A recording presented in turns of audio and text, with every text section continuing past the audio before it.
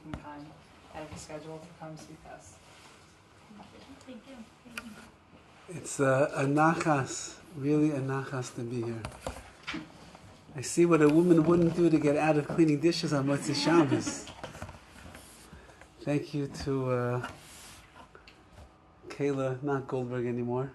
What's your? Ort, for arranging, and for Hershaf for having it here in their apartment, and for everybody for coming. You know, when I come and I get a chance to speak to the alumni that are here, so it's always wonderful to see how they're growing throughout the year. But when you get to see all of the married young women who are building families and building husbands and building Kollel Yisrael, it's really, I think, the biggest nachas that we could have. We stand in Los Angeles and we put in koiches into our talmidos, and to see where you've come and how you've grown and how you're progressing, and I don't know what your dreams are and what your aspirations are for the future, but this is certainly the best place that you could start out in. And that's really what I would like to speak about tonight. I remember many years ago, I don't know if you're old enough to remember that, there was a tzaddik that came to America, that came to Los Angeles. His name was Rav Chaim Halpern. I think you're too young. I think you were still not in Beis Yaakov at this time. He was an alter yid from Europe. He went through 16 concentration camps, surviving all of them. The last one in the grand finale was Auschwitz. He survived Auschwitz as well. While he was in the camps, he became very close to a chashuv yid by the name of Gershon Liebman. Rav Gershon Liebman was the main disciple, one of the main talmidim of the altar of Nevardik. And all the time that he was in Auschwitz, all he was dreaming about was getting out of Auschwitz and beginning to build the yeshivas of Nevardik all over again. And the story of Gershon Liebman is that on the day that the camps were liberated, so he asked for a Gemara, and somehow they found the Gemara somewhere they found, and he said, I'm starting yeshiva today. And they said, who are you starting yeshiva with? There's a bunch of ghosts over here. He said, I'm starting yeshiva with myself if I need to. I'm the Rosh Yeshiva and I'm the first Talmud. I'm the first student. And he began starting yeshiva, and from there he went on to go off to France. And he took this Rav Chaim Halpern, who was a young man, he took him along with him to France, and they rebuilt the yeshiva system of Nevardik in France. So Rav Chaim Halpern came to America, came to Los Angeles, and B'derech Hashkacha, our family got very close to him. And I asked Rav Bernstein one day, would you like Rav Chaim Halpern to come and speak in Beis Yaakov? And he said, yes, for sure, Chaim Halpern, of course. And he came, and as we were standing in the hallway, you can all have the picture in your mind, that hallway that you stood in so many times, right outside of Rav Bernstein's office, and the luncheon was filled with all the girls. Rav Halpern was looking into the room of over 300 Beis Yaakov girls, and he began crying. And he said to us, when I was in the camps, I never dreamed that I would see frum people again. And I certainly never dreamed that I would see a room of hundreds of Beis Yaakov girls that are the future of all of Kollel Yisrael. So you are not only the future of Kollel Yisrael, you are the living present of Kollel Yisrael right now.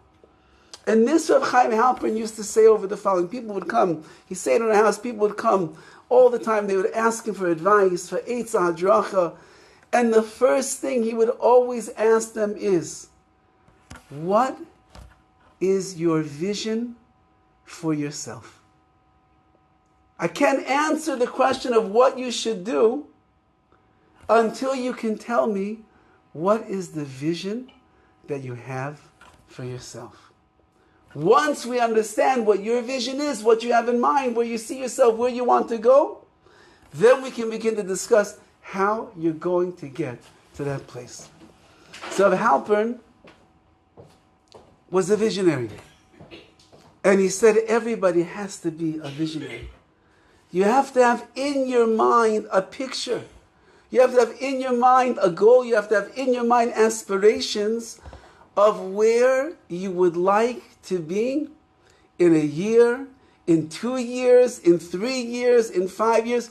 What are the plans that you have? We're driving around the streets of Ramat Eshkol, and this is Tama, that's what you call it? This is Tama land over here. Every single building is under construction, under a facelift, getting new stories built on top of them. And my son, a 9-year-old son, was looking at one of the buildings, and they have a picture. It's under construction. It's got everything on top of it. That they took off all the Jerusalem stone. They're ready to put the new ones on, and it has a picture of what the building is going to look like. So he asked me, Tati, how do they know what the building's going to look like? Look what it looks like right now. How do they know? I said, because they have in the computer, they have a plan of what it's supposed to look like. They have artists and graphic designers, and they make it look exactly the way it's going to look. And I said, in a year's time, we'll come back and you'll see it's going to look just like that. If you know what it is that you want to achieve, you know where you're heading, where you're going, so then you'll be able to take steps along the way to get to that place, so that the picture that comes out at the end of your stint in Eretz Yisrael, I don't know what your plans are. Year for 1 year, year for 2 years, year for 5 years. You dream you're going to live in Eretz Yisrael until your kids start driving you crazy because you're American and the Israeli system. I don't know what your plans are. Everybody has different plans. Many of you, I assume, I'm just making an assumption, your plans are a few years, my husband's going to sit and learn, he's going to become a Talmid Chacham, then we're going to go back to America, he'll be Marbitz Torah, go back to America, he's going to use his degree, we'll go back to here. I don't know what your plans are, but probably somewhere in this room, 80% is we're here temporarily, and 20% are dreaming that maybe you'll stay here. It's a fair assumption? Yeah, probably a fair assumption. What do you want to accomplish in your years in Eretz Yisrael? Why are you here? Why are you being Meiser Nefesh? I mean, Sam's Bagels is good, but it's not Livrei Bagels. Come on. Why are you being Meiser Nefesh? Far away from Mommy and Tati. Very, very far away. Far away from your siblings who are maybe not living in Eretz Yisrael. They're in Lakewood, in Baltimore, in Los Angeles, all different places. And you're living in small apartments. And most of you probably don't have cars. Then it's a schlep up and down the stairs and down the stairs and with the kids holding on to your dress and going down to the market and picking everything out. And nothing is as good as it looks in America. My wife said to me, we're buying food for Shabbos, everything's so small over here. Baruch Hashem, that's Eretz Yisrael. One day when Mashiach will come, everything will be the way that it was when the Baragdim went and they saw how big the fruits were. Right now, things are small. So you're living b'mesiras nefesh. You don't have the comforts. I remember many years ago, Rav Scheinberg Zatzal came to Baltimore, and he told over the following Maisa. He said that when he was a Bocher, he went to learn in the Mir Yeshiva, not the great Mir Yeshiva, the Mir in Europe. And he said the conditions in Europe at that time, they were primitive. There were no bathrooms in the house, in the buildings. You had to go outside for that. There was no electricity. Running water was very sparse. It was like a land of primitivity. He was coming from New York. It's not like they had amazing things. Your apartment is probably much nicer than the apartments of New York going back to the 1930s. But it was very hard for him. Very, very hard. And he was having a very difficult time adjusting to the life in the Mir in Europe. So he decided one day he's going to go to the Chavetz Chaim. And he'll ask the Chavetz Chaim for some chizuk. And he'll tell him, I'm an American boy. Look at all my Mesiras Nefesh. How much I'm pushing myself to be here. Maybe the great saintly Chavetz Chaim will be impressed by me and he'll give me a special bracha. So he went to the Chavetz Chaim. And he began telling the Chavetz Chaim, you know, I come from New York. Come from America. We have running water. We have sinks. We have bathrooms inside the house. We have food that we need. We have everything. And he told them, Chavetz Chaim, it's very, very difficult over here. It's very primitive. It's very hard for me. All the things that are going, I can't get myself comfortable here. So he was waiting for the Chavetz Chaim to say, well, you know, Chaim Pinchas, it's okay. Mesiras Nefesh, it's good. And the Chavetz Chaim was not empathetic at all. And all he said were the following words. He said, if the Rebbeinu Shalom could come down from on Himmel, can come down from heaven to give the Torah to Klal Yisrael, then you can leave America and come all the way here to receive the Torah. And he told them that's part and parcel of the way that you're going to be makabel Torah in your life. Chazal tell us, Gimel Devarim Niknim B'Yisurim. There are 3 things that are acquired with Yisurim, with struggles. Torah, Olam Haba, and Eretz Yisrael. You are striving here in your years in Eretz Yisrael for all 3 things. Torah, Eretz Yisrael, and Olam Haba. That means that the Mesiras Nefesh that you need to have while you are here, it's all part of the way that you are makabel, the Torah, which is going to last you for the rest of your life. So you all have to ask yourselves, what are you planning to accomplish while you're here? It's not like a dream, not like a magical honeymoon in Ramat Eshkol, the most American neighborhood in all of Eretz Yisrael. If you want a honeymoon, you can go with anyone who went to Cabo San Lucas for winter break, or Hawaii, or some other place where they're planning for Pesach, a Bura Bura, whatever the name of these places are. You can find another other place for a honeymoon. This is building the foundations of your life that are going to last you forever. You're away from LA, you're away from home, you're away from your parents, you're away from influences. You're here in Eretz HaKodesh, the holiest of lands, and you have an opportunity for 1 year or 2 years or 5 years, however long it's going to last, to be zeicha, to build the foundations upon which the rest of your life is going to rest. And the only one that can accomplish that is you. The only one that can have a vision of what you would like to be, who you would like to be, how you would like to accomplish over these years is you. So what are you getting involved with while you're here? What activities? What organizations? What chasadim? What learning? I know you came for your husband's learning because that's what they taught you in Beis Yaakov. You have to make sure that your husband learns no matter what. That's true. And he should. But you also have an obligation to take care of your ruchnius. You also have an obligation to make sure that you're learning. You know the famous Gemara that says that when the child is inside the mother's womb, so there's a malach that's learning with the child, learns kol Torah kula, all of the Torah, and when the baby comes into this world, he gets a tap on his mouth, and he forgets everything. And the big question over there, of course, by all the Mefarshim, Rishonim is, so then what was the point of learning in the first place? If you're going to forget it all, then what's the point of learning?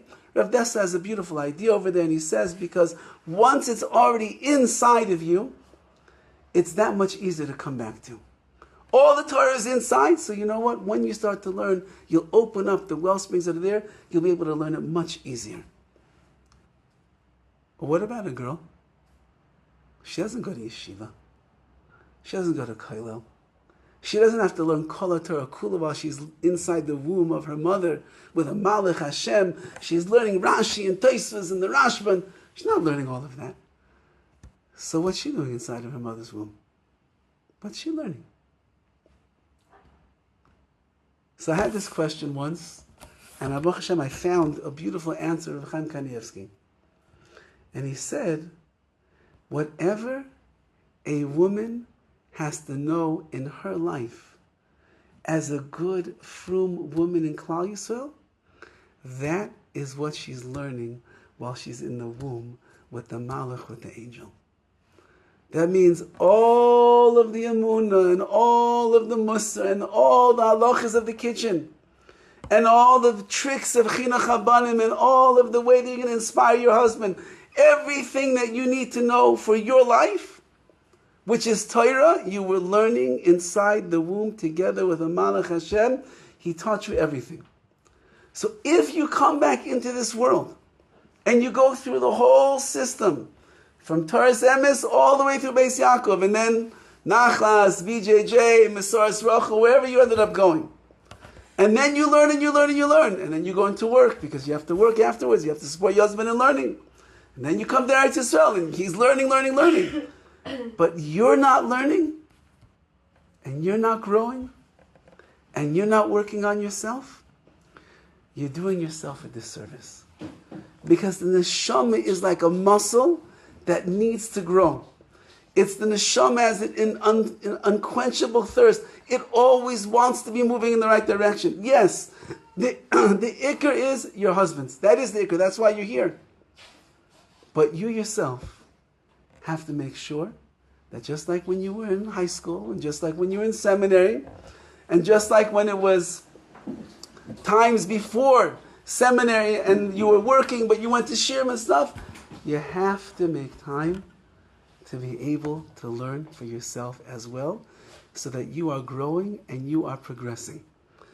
Now, that all being said, of this, that your vision of yourself, so you have to know that who you are going to be as a wife and who you're going to be as a mommy, you are creating the foundations here in this world right now.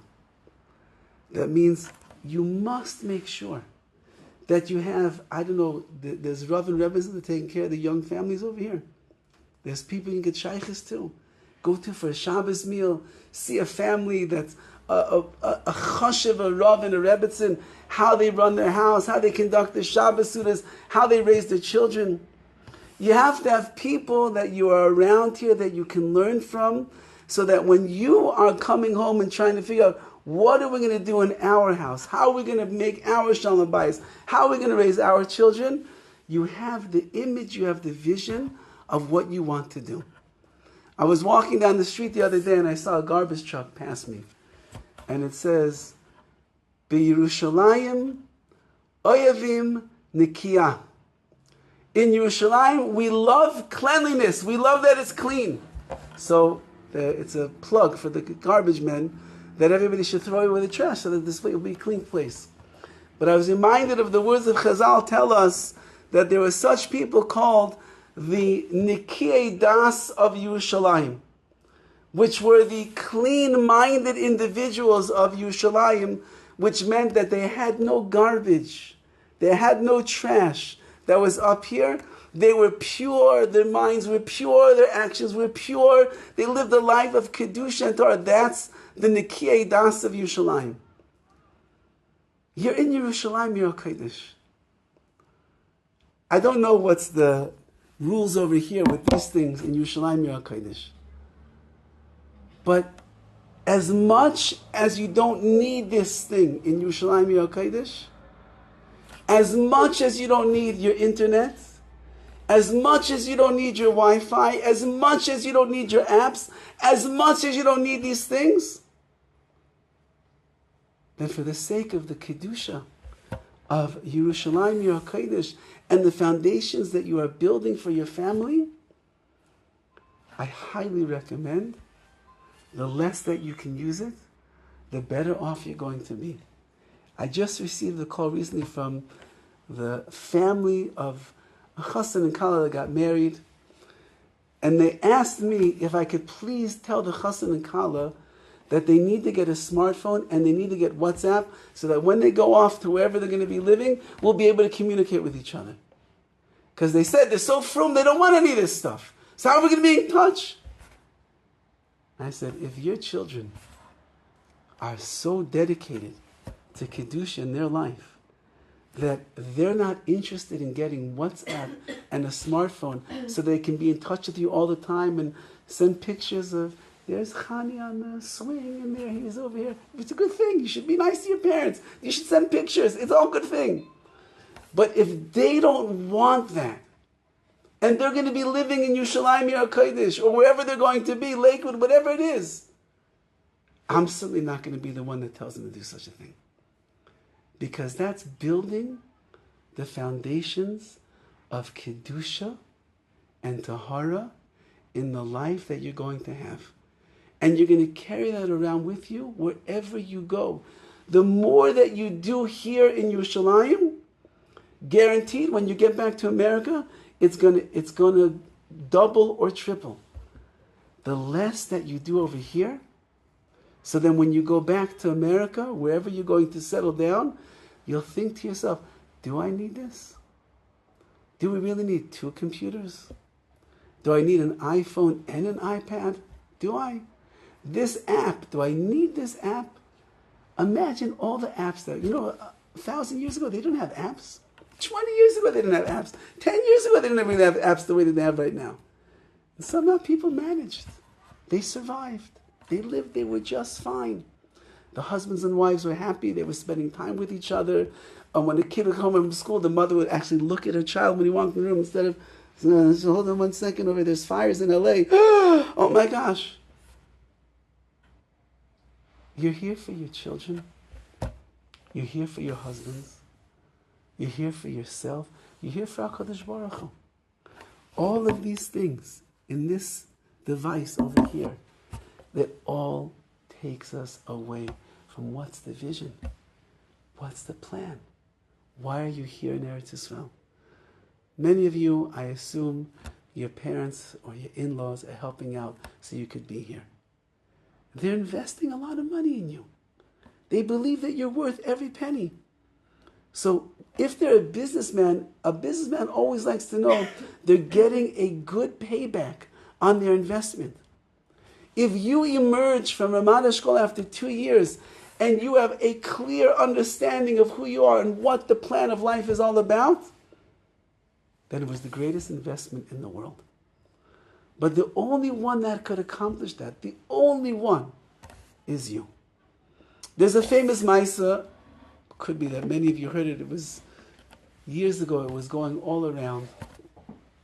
There was a young lady in one of the Hungarian cities who was from an extremely frum and chashuva family, and she happened to have had a very beautiful voice.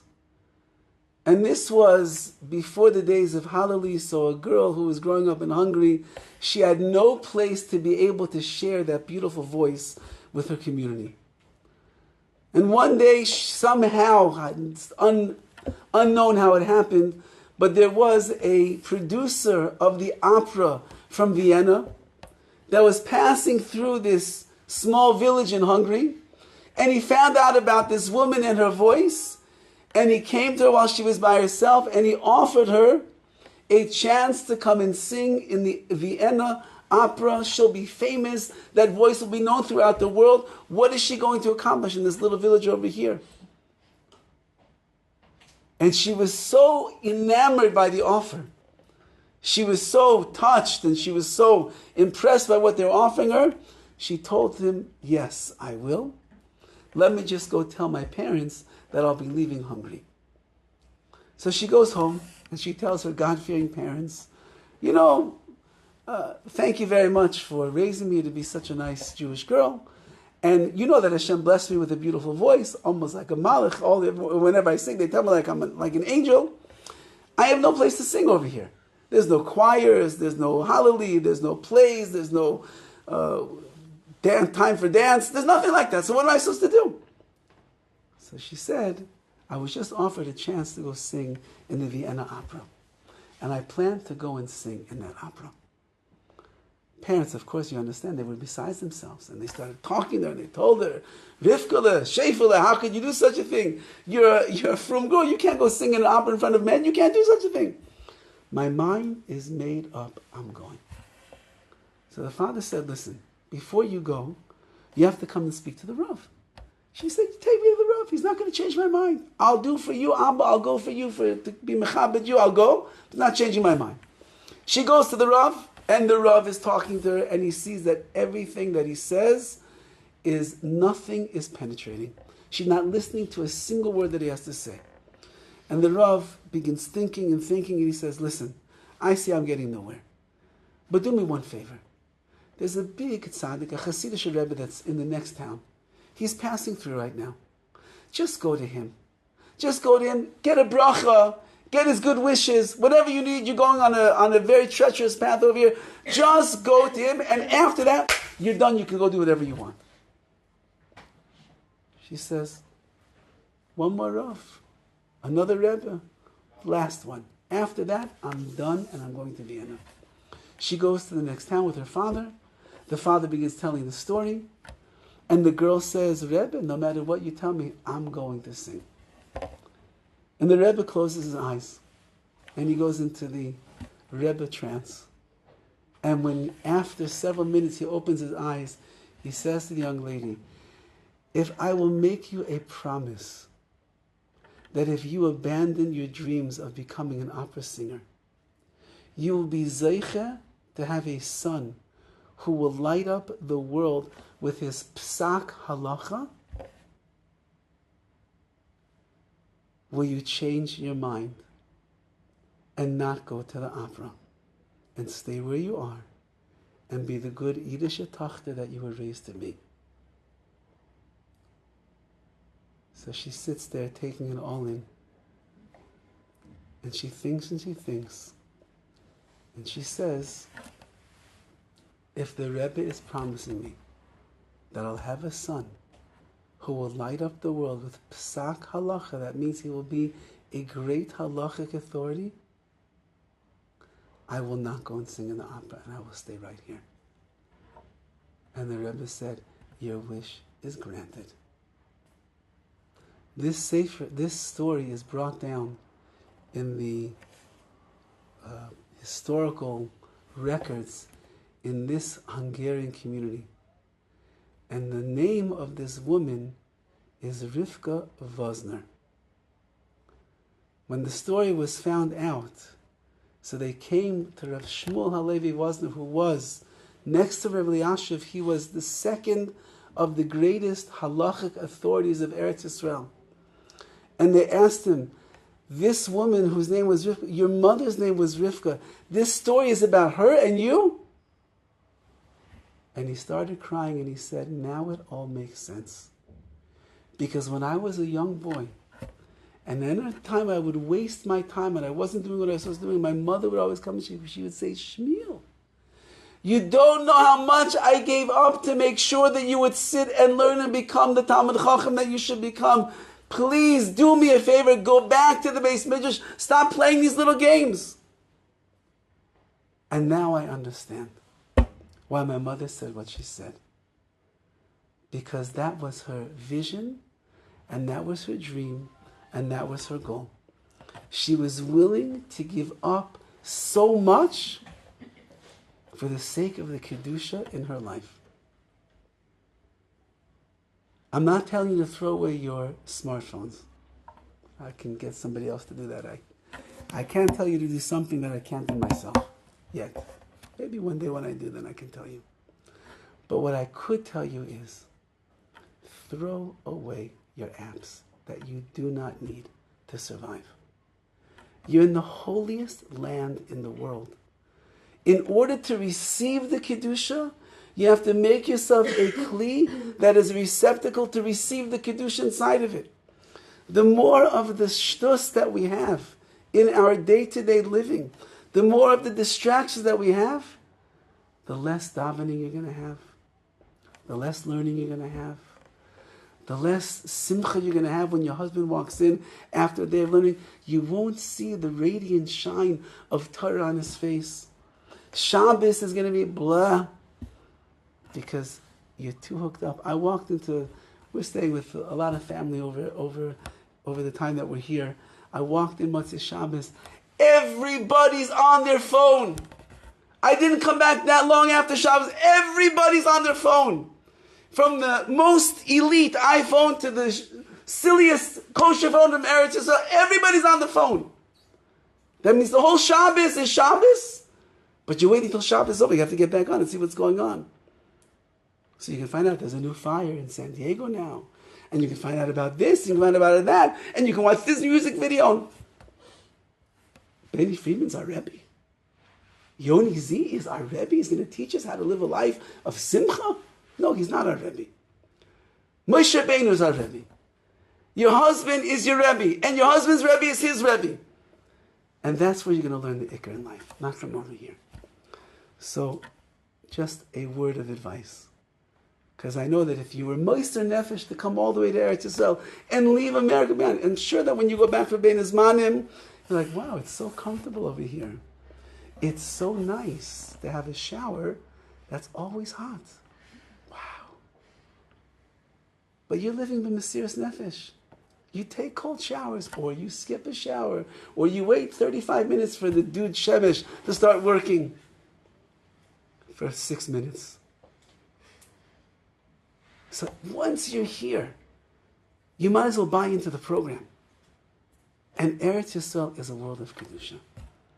And the more that you are Meiser Nefesh for that Kedusha, the more you're going to walk away with it after your time here. The second idea that I would like to speak about is, what is your vision for your husband?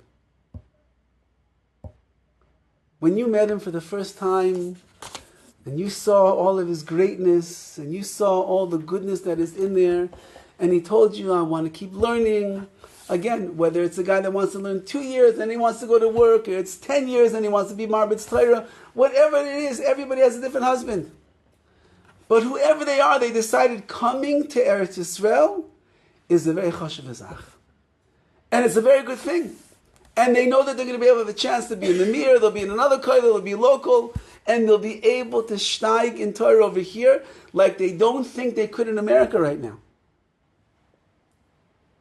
What's your vision for your husband? How much would you like him to accomplish in your years in Eretz Yisrael? How great in Torah would you like him to become? The secret of his success is really you. He can have all the kelim, all of the intellect, his brains work very good, he's about kishon, he's able to learn very well. He has good chavrusas, he has a good chabari, he has a good yeshiva, a good rosh yeshiva. He's got it all. But the ikar hatzlacha, the main success that he's going to have, is based upon you. How does that work? We know the famous story of Rabbi Akiva. Gemara tells us. He went 24 years straight to learn. And when he came back after 24 years, that means he left his wife for 24 years. Not like you came there and your husbands are here and they do the shopping and they come home for lunchtime and they're back at bedtime. Your husbands are here. 24 years she was by herself. And when he comes back into town, flanked by thousands of Talmidim, this woman is pushing away to get close to him and they're saying, pushing her away. Get away, this is Rabbi Akiva. She throws herself on the ground and Rabbi Akiva halts. And he tells everybody, stop. Because Shali v'shalchem Shalah. All of my Torah, which has become all of your Torah, is Shalah, is because of her. Why? Because she sent them off for 24 years to learn? That's part of it. But it goes back before that. Everybody knows Rabbi Akiva was a shepherd. He was an Amaretz Gomer. He did not know at the age of 40 an Aleph from a Beis. He didn't know a pasuk in the Chumash, not a word of Rashi in the Gemara. He didn't know this Shisha Sidrei Mishnah. He did not know anything. And this young lady, Rachala, is looking out the window and she's watching this shepherd every day tend to the sheep, tend to her father's flocks. She's the daughter of the richest man in all of Yerushalayim. And she's watching Akiva. And she sees something very unique about him. She sees an enormous amount of potential. She sees a godless that is inside of him, untouched and untapped. She sees midos that are so polished and so beautiful. She sees a neshama that is so pure and so lofty. And she says, if I will marry that man, I will show him who he really is. I will open up his eyes and his heart to be able to recognize the godless and the greatness and the strength and the kedusha and the Torah that is inside of him. And Akiva will become a Rebbe Akiva. And so they planned this clandestine shidduch over here. Her father is very angry at the shidduch, and she said, I don't care. I don't need a penny from you. I don't need your credit cards. I don't need anything. I just want him because he's great. And she told him, Akiva, I'm marrying you on one condition, and one condition only. You are going to understand how great you are, and you are going to grow in Torah like you never dreamed in your life. You're going to go to yeshiva. He went first to a cheder. He was with 3-year-old kids who taught him Aleph Beis. And then he moved his way up until he became Akiva, Rebbe Akiva. 12 years he comes back home. He's about to knock on the door. We all know the story.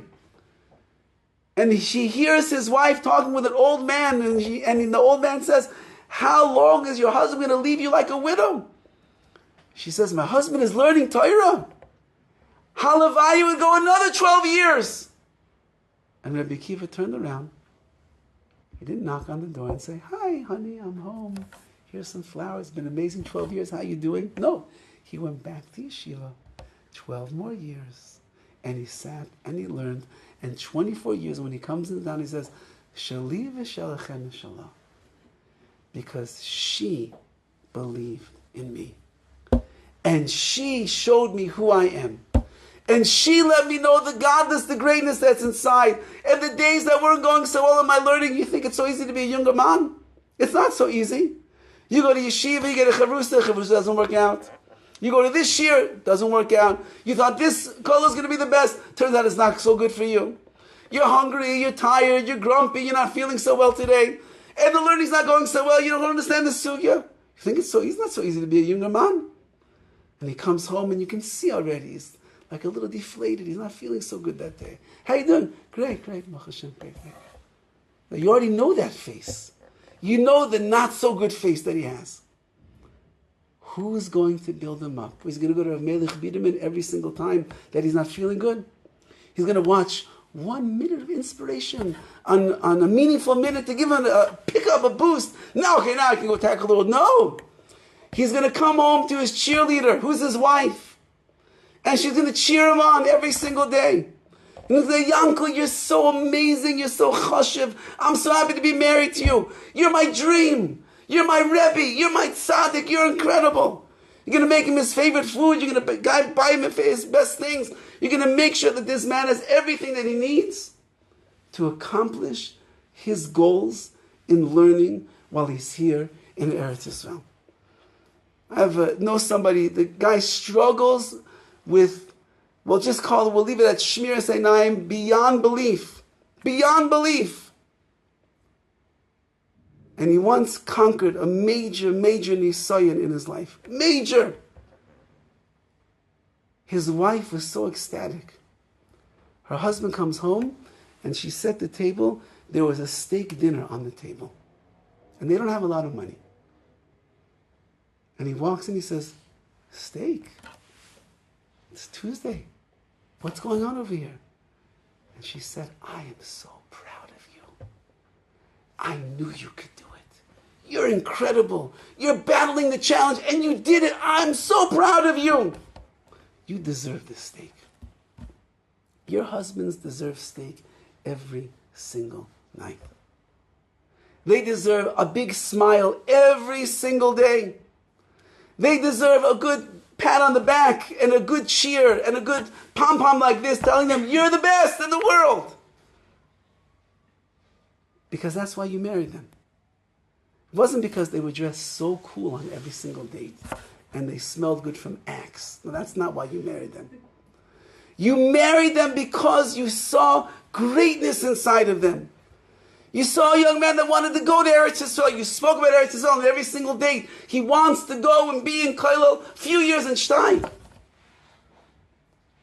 And the one that's going to bring out his koiches, more than the Rebbe, more than the Rosh Yeshiva, is you. Because when you saw him, you had a vision already. You saw someone that has potential, and you are the one that taps into it, and you help him tap into his potential. And you will ask any husband in the world, whether it's 5 years, 10 years, 20 years, no matter how many years, who made you who you are. Everyone that has a good wife, and I'm sure you're all good wives, they will tell you, Shali v'shalachem is all Shiloh. It's all because of her. If it wouldn't have been for my wife. I remember once I wasn't feeling well, and I was lying. I had to go daven marv. Very uncharacteristic of me. I was feigning sickness, and I wasn't going to get out of bed to go daven marv. And my wife walked in, and she says, "Are you kidding me?"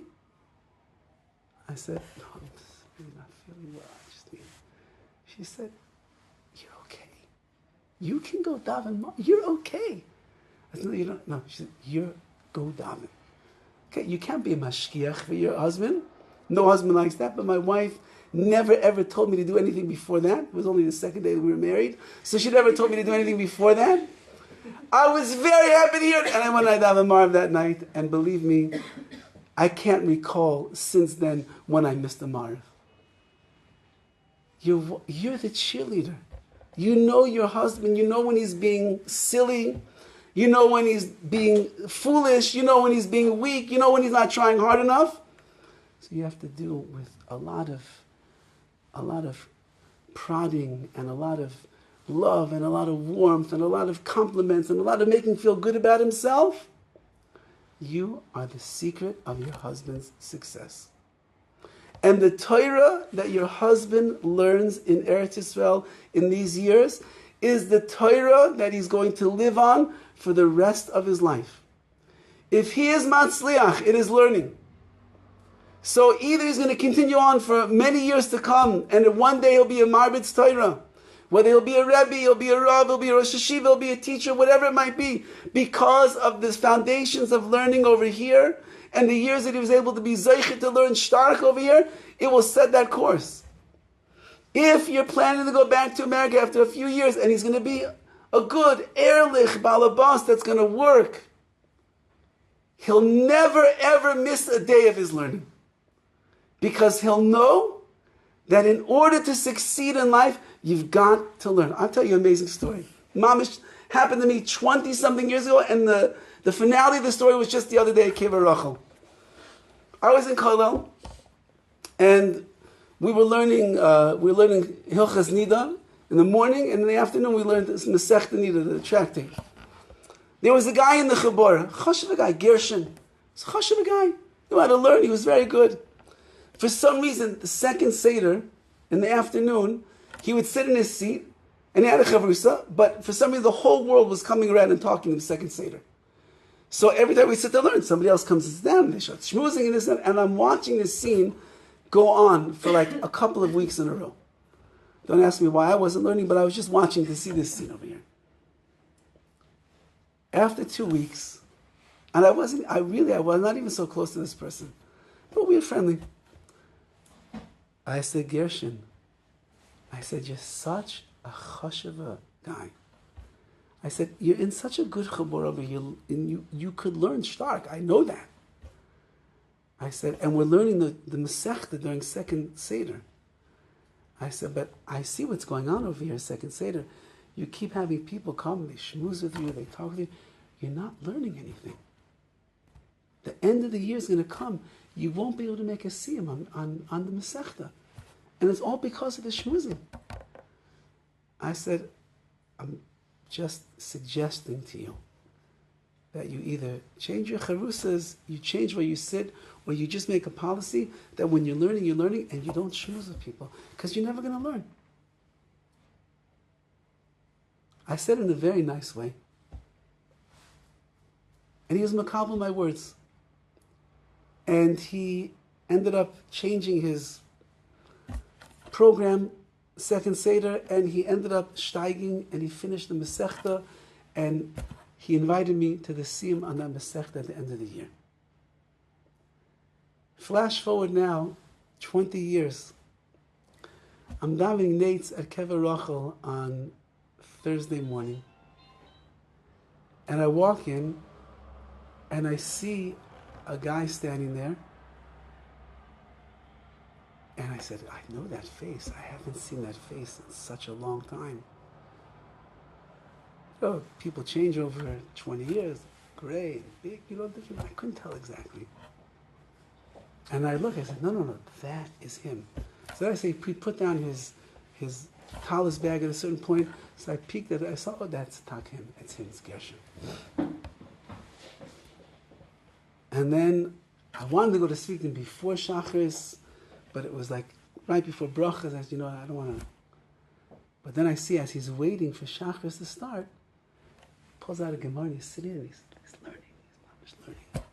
In the middle of davening, when he finished, he's sitting and learning. After davening is over, I go, I say, Gershon. He says, yes. I said, remember me? Oh, yeah, of course, we remember each other. I said, I have a story about you. I've told it over so many times in drushes. He said, really, about me? What story is that? And I reminded him. And I said, and now I come here to Kever Rachel, and what I see you sitting, the first thing I see you sitting, and you're learning Gemara. I said, what do you do? He says, what do I do? He says, what do I really do? Like, what's my ikr? I could see that he's a businessman. I said, well, he says, I have a chabura. This is how he talks about his life. I have a chabura in where he lives, somewhere in the 5 towns, with a very chashav Talmud Chacham. Starts early in the morning, something like 5 o'clock in the morning. He learns in that chabura before Shachris, whatever is 1 or 2 hours before Shachris. He does his business during the day, and at night he comes back and he learns even more. And he says, in the middle is like the other stuff that I do, that's the business and making a living, and it looks like, Baruch Hashem, he's making a good living. That's what it looked like to me. But the ikr, the main thing that he said about his life, is the 2 hours in the morning and the hour that he has at night. That's the main thing in his life. Whatever connection your husbands make with the Torah while they're here in Eretz Yisrael is a connection that will last them forever. And they will never go a day without Torah. Because when they get into the world of business and they're going to the office and they have to go on business trips and they're dealing with all these people, goyim and everything, it's a different world. But if they have learning and an anchor and a foundation, it gives them the strength and the clarity and something to actually live for, and keeps them in this world of Torah, and they don't get so sidetracked by all the money and all the things, everything else that is going around.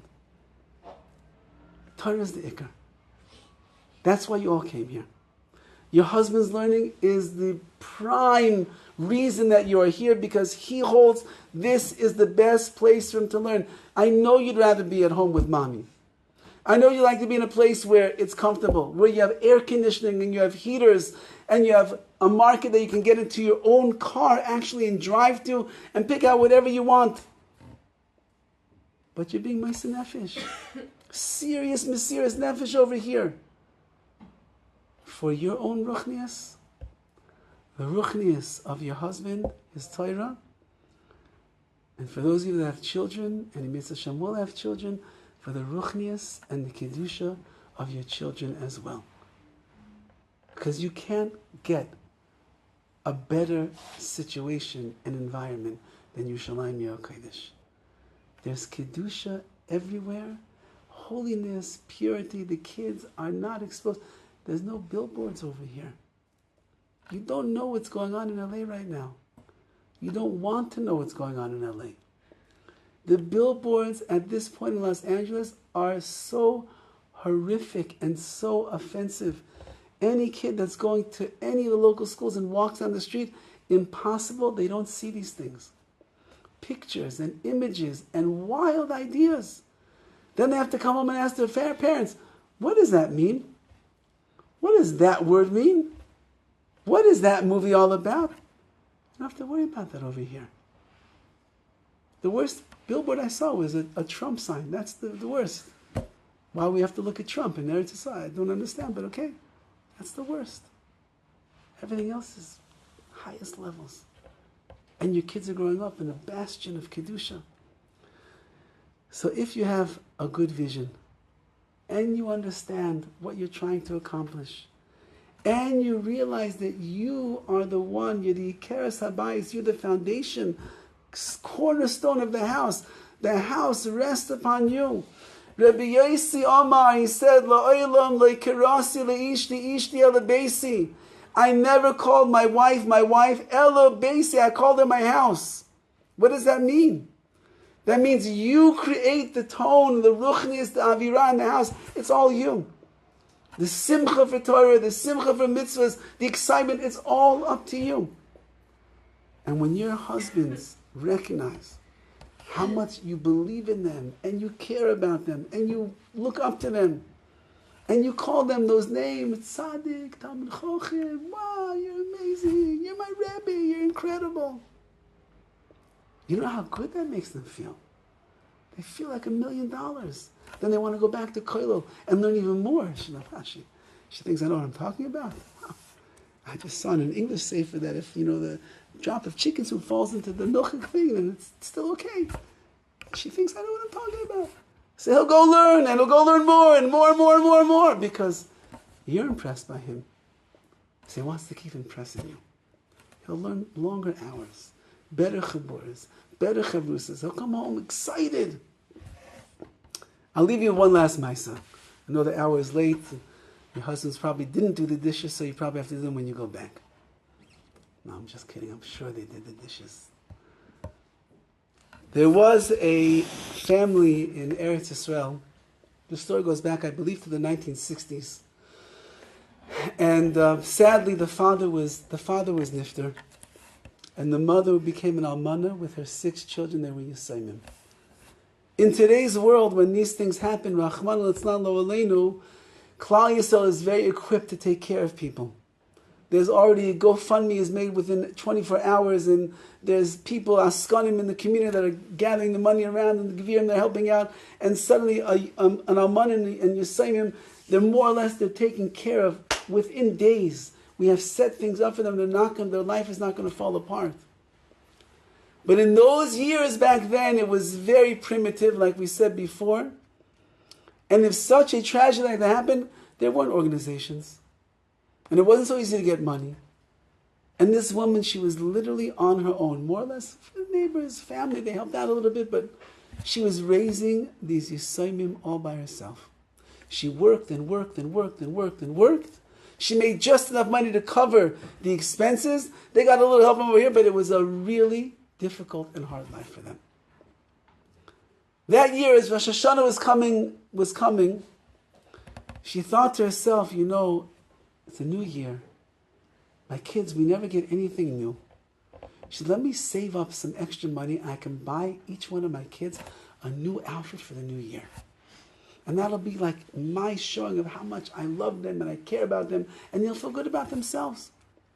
So she had a son who was over bar mitzvah, and they were a Hasidic family. She wanted to buy him a bekesha. The long coats that the Hasidim wear. And she buys him a beautiful new bekesha, and she says, Yosele, this is for you, for Rosh Hashanah, for the new year. I want you to wear it. I want you to feel like $1 million. Wow, he puts it on. Looks in the mirror. It looks so nice. It's so beautiful. He cannot wait to go to shul the first night of Rosh Hashanah. He's sure that everybody's going to see him and going to look how beautiful it is, and they know that he's a yasam and how special it means to him. And he walks into shul that night, first night of Rosh Hashanah. He walks into the door and he stands there so everybody could see him. Nobody pays attention to him at all. He goes and he sits in his seat where he normally sits, and he's kind of moving around so that people will notice that he has a new bekesha, shining and it's beautiful. The guy next to him doesn't say a word. The guy on this side doesn't say a word. And at this point, this young boy is feeling miserable. And he starts saying, if only my father was here, my father would have made me feel like $1 million. He would have brought me in, he would have showed everybody the beautiful Bekasha. I feel good, I have nothing. And it's Rosh Hashanah, and now I'm miserable, I have nothing. At the end of davening, he walks out. He's dragging his feet on his way to his house. And he's like, I need some chizuk. And as he's saying these words, he passes by the Beis Midrash of the Ger Hasidim. And at that time, the Pnei Menachem was the Rebbe of Ger. And there's a line of maybe 1,000 Hasidim out the door, and they're all waiting to get a bracha from the Ger Rebbe. And he says, you know what? I too am going to get a bracha tonight from the Ger Rebbe. Maybe that's going to change my year. And he's standing in line, and the line is long, and it's taking minutes, and then 10 minutes, and 20 minutes, and 30 minutes. It's over an hour he's waiting. So I don't care, I'm waiting till I get to the end. I have to see the Rebbe. I want to hear his bracha. Finally, after like an hour and a half, 2 hours, he finally makes it in front of the Ger Rebbe. Now keep in mind, the Rebbe already by this time had seen over 1,000 people and wished them all a good year. This Yosem walks in front of the Ger Rebbe. And the Rebbe looks at him, and he reaches out his hand over the table, and he grabs the lapel of his bekasha. And he goes like this. Pshh. Pshh. And the boy melts on the spot. And the Rebbe looks back at the boy, and he gives him a beautiful bracha, and he grabs the bekasha one more time, and he says, pshh, beautiful. The boy walks out. I should say he floated out of the Beis Midrash. He walked to his mother's house. He told his mother what happened, and he said 40 years later, that night of the pshh from the Ger Rebbe, who had already seen 1,000 people, but somehow was able to see in his eyes of wisdom that this boy needed chizuk, and it was all about the bekasha. That night changed my life, put me on the path to where I am today, and my wife and my children, my habatzas Torah, everything is because of one Rabbi that said, pshh. Your whole family, your husband's success, your children's hatzlacha, everything is all riding on you. No pressure, by the way. How much you see the greatness in your husband, how much you build him up, how much you talk about the right things, how much you're willing to part with some of your wonderful apps that keep you so connected to the world. This is a different world over here. You don't need to be connected to all of that world over there. You don't. The Facebook and Baruch Hashem, TikTok is Asr. Baruch Hashem. I'm so happy. I don't know, someone told you can still get it here in Eretz Yisrael, unfortunately. But in America, gone. It's gone. You try to click on it, it's gone. It doesn't exist. What a chesed from Hashem. I had a father who called me, and he said, I don't know what to do. My son is addicted to TikTok. I don't know what to do. So this was a time when I was more naive. I didn't really know what TikTok was. I said, can you just explain it? I heard about it. Can you explain it to me? So he explains it to me, the algorithms, and when you do this, you swipe no, so we'll never give you that picture again. You swipe yes, it will keep sending you pictures, and it's following you, and it sends things in all the time. He said, my son, he's 12 years old. He's addicted to it. I don't know what to do. And then he turns to me and he says, truth is, I'm also addicted to it. I'm really not sure what to do. Baruch Hashem, HaKadosh Baruch Hu took this nisayon away from Klal Yisrael. I'm sure the Satan has other things that he's already planning in his arsenal of applications and everything, but less is more. Have what you need, not what you want. Have what you need to communicate with your parents, your siblings, send pictures, send voice, whatever. Extra stuff, not necessary. You're in the Holy Land. We make sacrifices over here. You sacrifice to be here, you might as well get the most out of your spiritual investment. And in Yitz Hashem, if you do that, you'll walk away from the Kollel years in Ramat Eshkol, and you look back on them as the golden years, the greatest years of your life. Ask any person who's no longer in Kollel. Ask them, what were the best years? I tell people all the time, if I would have known then what I know now, I would have treated Kollel so differently. I would have taken advantage of every day of learning in a different way. I would have taken advantage of every Rebbe, every connection, every shmooze, every drasha, so differently. But when you're out and you're no longer in, it's too late. You can't go back in. So whatever you could accomplish now, accomplish the most that you possibly can. And Be'ez Hashem, it'll be a schus for you. It'll be a schus for your husband to become the great tzaddik that you envision him being. It'll be a schus for your children. Torah is mugging, it's a shmir, it guards and protects our children. And Be'ez Hashem, it'll be the biggest nachas ruach. HaKadosh Baruch Hu sees a girl that grew up in Los Angeles, California. She's living in Yerushalayim, Yer Kodesh. Again, even though Ramat Eshkol, it's not the most yeshivish place in the world. Okay, doesn't matter. But that's why you're not in Sorotskin. That's why you're over here. It's fine. But you can still steig in Ruchnius over here. You can grow to extents that you never could any place else in the world. One day in Eretz Yisrael is equal to months in America. Months. You're davening, you're tehillim, you're chesed.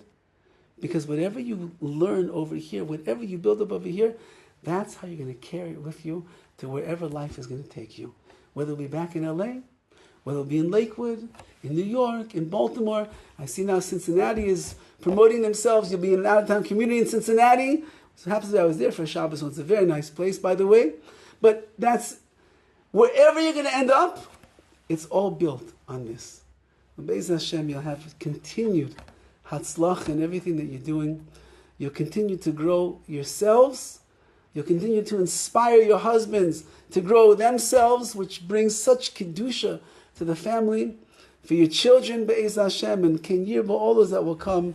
And it should be the biggest nachas ruach to Hashem, which makes them believe that if girls from LA can grow to such levels, then there's hope for all of Klal Yisrael.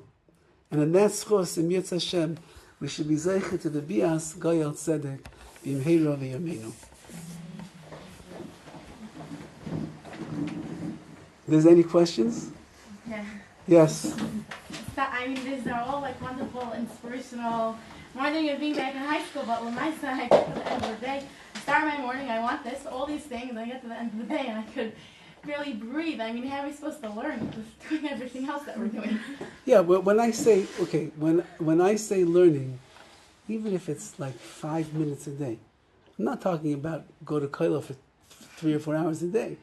It's just, you should have something that you're attached to so that you can also continue to feel your own personal growth. Meaning, your growth doesn't only come because you are supporting your husbands and your children in their learning. The Gemara says, "B'mai zachya," with what is a woman zeichet to the world to come, is because she sends her kids off to go and learn, and she kicks her husband out of the house to learn Torah, and she waits up for him when he comes back, and she gives him a nice, big, smiling face. That's how you zeichet to Olam Haba, but how are you going to live in this world? You also have to feel that you're growing still. So I'm suggesting that if you could find a few minutes a day, take a sefer. There's thousands of sefers, English, Hebrew, whatever works for you. Maybe you make a chabura with the girls. Maybe you have a chavus over the phone or something in the park. Instead of, in the park like this while the kids are playing, you'll end up taking a sefer instead. And you learn a little bit. You'll find that 5 minutes a day, probably you can handle. And if you can't, don't beat yourself up about it. But if you could, it'll be a very positive, beneficial thing for you. It's like Rabbi Zatzal, whose yahrzeit is tonight and tomorrow. He said that women would come to him all of the time when they were married, and they would always complain, this is not going right, that's not going right, this. So I just have one question for you. He said, do you daven shachris every day? And he said, well, it's so hard, the kids and the carpool and this and that, it doesn't always work out. He said, and before you were married, and before you had kids, did you daven shachris every day? I said, of course. If you come at 8:03 in Beis Yaakov, you're in big trouble every day. Of course, we daven shachris every single day. He said, did you ever have troubles like this when you were davening shachris every day? And every woman, almost everyone would answer, no. He said, so that's the lesson I want you to learn. You need to be davening every day. He said, I don't care if your Shemona Esrei is 1 minute long, with holding one kid in one hand and the other ones are pulling onto your skirt on the other one, and the house is a balagan and you can barely get the words out. I don't care if it's 1 minute. But you have to daven every single day. So you have to daven every day. If you could learn a little bit every single day, these are just things for your own ruchnis, so you feel connected as well. Okay? Anything else? Yeah. Obviously, every husband is different. Every situation is different. But especially if your husband is already learning, 3-star or more. How do you know when it's like you're supposed to push a little more, or when it's like again, you're never even pushing. No, I'm glad you're asking. I have to make it clear. No husband ever wants to be pushed. They like to be encouraged, and they like to have their egos pumped up beyond belief. And the ego pumper who is the best in their life is their wife. So you're not pushing him to do more. You are encouraging him to do the best that he possibly can. Even 3-star midday, everybody could always squeeze out a little bit more from those stars. So when he is in the middle of Seder and he's getting tired and he's about to go up and get a coffee, and he knows what happens every time he gets a coffee, he ends up meeting somebody by the coffee machine, and then they schmooze for 10 minutes, and then he gets back to the Seder. Then when he sits back down, then he has to schmooze with his chavrusa for a few minutes. But then he sees like your smiling face in his mind, and last night you were telling him, wow, you're so amazing, you're such a tzaddik. He says, I'm a tzaddik. I'm not going to go waste my time right now at the coffee machine. And he starts learning. That's the pumping up and the encouragement that you need to give to your husband. And if he has dreams and he's unsure should he do it, you let him know that you believe in him, that if he thinks, you think that he could, you think he could do anything. He wants to go switch to some Kollel that's learning some high level. I'm not sure. What you tell him? You're so chashiv. You're amazing. Look what you accomplished in the first few years that we're here. Of course you can do it. You got into the of course you could do it. Encourage. Never be a police woman or a mashkiach. You're just an encourager who boosts the confidence of your husband. Anybody else? Yeah. Mentioned davening. I want to ask, sometimes it's very busy or whatever it is, or it's not my frame of mind is not settled, or I'm not connecting to it to be for whatever reason, and I feel almost like embarrassed to be davening. It's like I feel like Hashem would be happier without my Shemona Esrei. He won't be. He's happier if you daven. Even if you don't have kavanah. This is the machlekes that the Nefesh HaChaim speaks about in the beginning over there of the 4th chapter between the Misnagdim and the Hasidim. And he speaks about over there that in the world of the Litvisher world of yeshivas, so we believe that the ikr is the maisa, is the action, and kavana is secondary. So if you have kavana while you're davening, it's amazing. If you're totally into the learning, it's incredible. If when you're doing giving tzedakah, you feel like I'm mamish a conduit for HaKadosh Baruch Hu, wonderful. But even if you don't feel any of that, we live in the olam ha'mais, in the world of action, and you have to do the mitzvahs anyway. So you have to daven without kavanah, you have to learn Torah without such a geshmak, and you have to give tzedakah even if you're not happy to give away your money. He says in the other world, in the world of the Hasidim, so he felt that their big thing at that time was that you always have to be in the best frame of mind, in the best place to be able to perform those mitzvahs. Because that's why they would spend time before davening. They would maybe have some cake and some coffee, and then they would prepare themselves and do all to get themselves into the place of having the right kavanah to daven. He says, and what happens if by 10 o'clock in the morning you still don't have the right kavanah? And by 11 o'clock you don't have the right kavanah? So then what? According to that opinion, you're not going to daven. But HaKadosh Baruch Hu wants our tefillas. He wants us to daven. And so therefore, your obligation is to daven to Hashem. And it could be that under the pressure and the circumstance that you're in, when you're so frazzled by everything going on, the fact that HaKadosh Baruch Hu sees that you didn't give up on davening, it's even more chaviv, even more beloved to Hashem than a girl who's here in seminary and she's going to the Kollel 40 days in a row, and she's just doing it because she wants to make sure that when on the plane ride back from ERETZ she gets a shidduch. So she has no pressures, she has no kids pulling on her skirt, she has no money issues that are going on right now. She's just a simple girl in seminary who has no cares in the world. And so of course she's able to go to the Kollel, and of course she can daven and cry by her tefillin. But your tefillah is more impressive because you have so much that you have to overcome just to be able to pick the siddur up, put it in your hand, and daven to Hashem. So don't underestimate the power of a tefillah under duress. It is very beloved in the eyes of Hashem. And im yetz Hashem, when you have quiet moments, you'll be able to connect more that will feel more accomplishing for yourself. But in the meantime, don't give up. Anybody else? Okay, a good tavach and continued hatzlacha.